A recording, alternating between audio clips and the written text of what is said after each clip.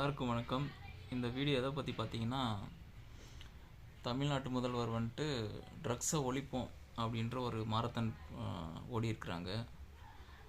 அதுக்கு என்ன பண்ணலான்னு பார்த்தீங்கன்னா, சென்னையில் வந்துட்டு எல்லா ஏரியாவிலும் வந்துட்டு லோக்கல் ரவுடிங்க இருப்பாங்க.